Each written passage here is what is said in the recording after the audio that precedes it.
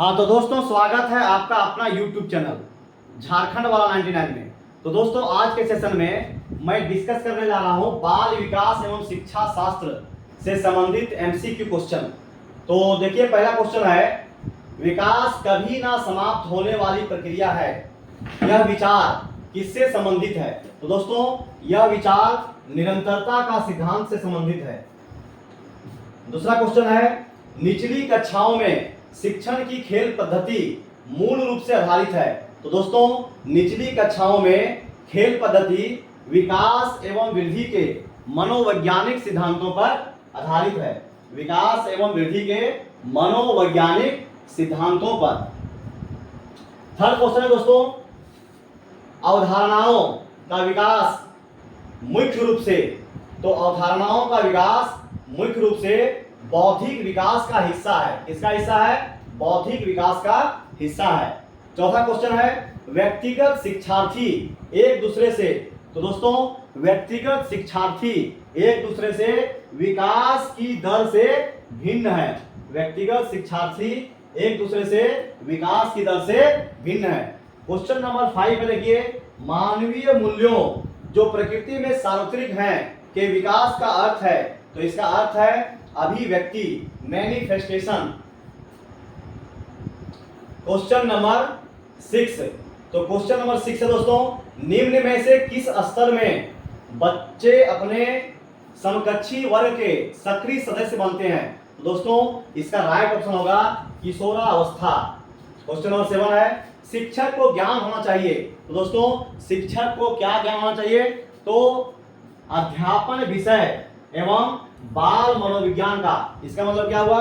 तो अध्यापन विषय मतलब जो सब्जेक्ट पढ़ा रहे हैं उस सब्जेक्ट पर विशेष पकड़ होना चाहिए, अच्छी तरह से ज्ञान होना चाहिए। और बाल मनोविज्ञान मतलब बच्चे को कैसे पढ़ाना है, बच्चे को कैसे पढ़ाएं कि अच्छी तरह से समझ में आ जाए, आसानी से समझ में आ जाए, किस भाषा में समझाएं, तो बाल मनोविज्ञान का भी ज्ञान होना चाहिए। आगे देखिए, क्वेश्चन नंबर 8 है, शिक्षक एक विद्यार्थी के मध्य संबंध होना चाहिए। तो शिक्षक एवं विद्यार्थी के मध्य कैसा संबंध होना चाहिए? तो स्नेह का, विश्वास का और सम्मान का। क्वेश्चन नंबर 9 है दोस्तों, विकास के संदर्भ में निम्न में से कौन सा कथन सत्य नहीं है? इसमें से कौन सा कथन सत्य नहीं है? तो पहला है, विकास की प्रत्येक अवस्था में अपने खतरे में है। विकास उकसाने या बढ़ावा देने से नहीं होता है। विकास सांस्कृतिक परिवर्तनों से प्रभावित होता है। तो देखिए, यहाँ पे विकास की प्रत्येक अवस्था में अपने खतरे में है, तो ये भी कथन सत्य है। दूसरा जो ऑप्शन है दोस्तों, विकास उकसाने या बढ़ावा देने से नहीं होता है, तो ये कथन क्या है? असत्य है। विकास उकसाने या बढ़ावा देने से नहीं होता है। सी है, विकास सांस्कृतिक परिवर्तनों से प्रभावित होता है। तो विकास जो है सांस्कृतिक परिवर्तनों से प्रभावित होता है, ये सही है। विकास की प्रत्येक अवस्था की अपनी विशेषताएं हैं। मतलब विकास का जो अवस्था है, जो स्टेज है, ये क्या है? इसकी अपनी विशेषताएं हैं। इसका मतलब क्या हुआ दोस्तों? जैसे मान लीजिए, जो बच्चे जो गुणों का डेवलपमेंट होना है बाल्यावस्था में, तो यही गुण जो है ये किशोरावस्था में नहीं रहेगा। मतलब बाल्यावस्था में जो गुणों का डेवलप हुआ, ये गुण धीरे धीरे क्या होगा? चेंज होगा।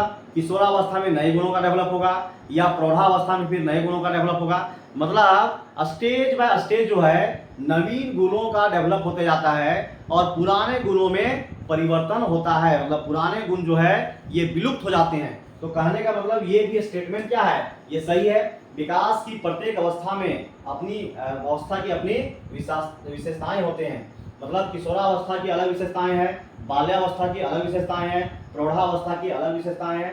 तो सभी अवस्थाएं की अपनी विशेषता है, तो ये भी करेक्ट है।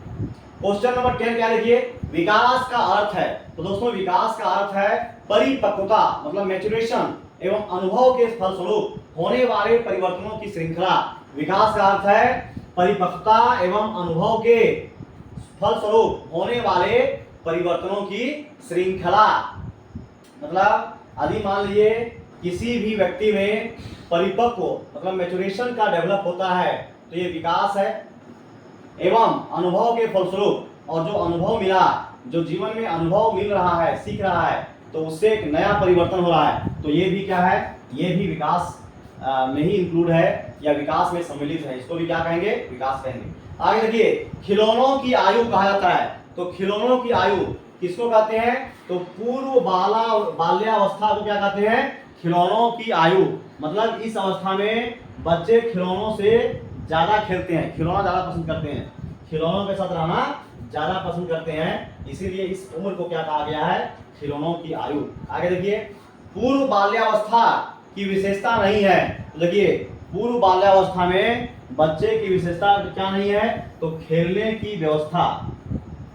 आगे है क्वेश्चन नंबर 13, क्वेश्चन नंबर 13 है, मानवीय विकास किन दोनों के योगदान का परिणाम है, तो दोस्तों मानवीय विकास वंशक्रम एवं वातावरण का परिणाम है। मतलब मानव का जो विकास होता है ये वंश पर भी प्रभाव पड़ता है, जनरेशन पर प्रभाव पड़ता है, और वातावरण मतलब किस वातावरण में बच्चे रह रहे हैं इसका भी बहुत बड़ा प्रभाव पड़ता है। आगे देखिए, शर्म तथा गर्व जैसी भावना का विकास किस अवस्था में होता है, तो दोस्तों शर्म तथा गर्व भावना का विकास किस अवस्था में होता है, तो ये होता है बाल्यावस्था में।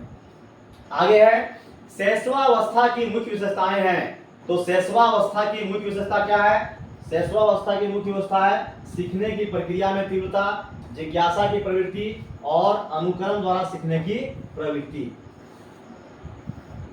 आगे दोस्तों इसी सीरीज को आगे बढ़ाते हैं, क्वेश्चन नंबर 16 है, मानव विकास परिणाम है, तो मानव विकास का जो परिणाम है ये वंश क्रम और वातावरण का परिणाम है। विकास किस मनोवैज्ञानिक के अनुसार विकास एक सतत तथा धीमी प्रक्रिया है, तो दोस्तों स्किनर के अनुसार विकास एक सतत और धीमी प्रक्रिया है। आगे देखिए क्वेश्चन नंबर 18, बाल्यावस्था अवस्था होती है, तो बाल्यावस्था जो होती है ये 12 वर्ष की अवस्था को कहते हैं बाल्यावस्था। आगे देखिए, विकास में वृद्धि से तात्पर्य होता है, तो विकास में वृद्धि का मतलब है दोस्तों आकार, सोच समझ या कौशलों में वृद्धि, सोच समझ या कौशलों में वृद्धि विकास का मतलब होता है। विकास में वृद्धि का मतलब होता है आकार में वृद्धि, शरीर के आकार में वृद्धि, या फिर सोच में वृद्धि, समझ और कौशलों में वृद्धि, मतलब समझने की क्षमता या कौशलों में वृद्धि होना, तो ये क्या है, ये विकास के रूप है। आगे देखिए, परिपक्वता, तो परिपक्वता का संबंध है, तो परिपक्वता का संबंध है विकास से। यदि मान लीजिए कोई बच्चे परिपक्व हो रहे हैं, उसमें मैच्योरेशन हो रहा है, तो इसका मतलब बच्चे का विकास हो रहा है। आगे देखिए, तनाव व क्रोध की अवस्था है, तो तनाव व क्रोध जो है ये किस अवस्था में अधिक होता है, किशोरावस्था में। आगे देखिए, एक 13 वर्षीय बालक बात में अपने बड़ों से झगड़ा करने लगता है। देखिए एक 13 वर्ष का जो बालक है, 13 वर्ष का बालक बात में अपने बड़ों से झगड़ा करने लगता है और हमेशा स्वयं को सही साबित करने की कोशिश करता है, तो वह विकास की किस अवस्था है, तो दोस्तों वह विकास की किशोरावस्था है। क्या है, विकास की किशोरावस्था। मतलब 13 वर्ष का जो बालक है बात में जो है अपने बड़ों से झगड़ा करने लगता है और हमेशा स्वयं को सही साबित करने की कोशिश करता है, तो इसका मतलब क्या है कि ये जो गुण है ये किशोरावस्था में होता है। आगे देखिए, कौन सा विकास की प्रक्रिया में शामिल है, तो दोस्तों विकास की प्रक्रिया में जो है शारीरिक विकास, भाषाई विकास एवं संवेगात्मक विकास, मतलब शरीर का विकास हो रहा है, भाषा का विकास हो रहा है और संवेग का विकास हो रहा है, तो ये विकास की प्रक्रिया में सम्मिलित है।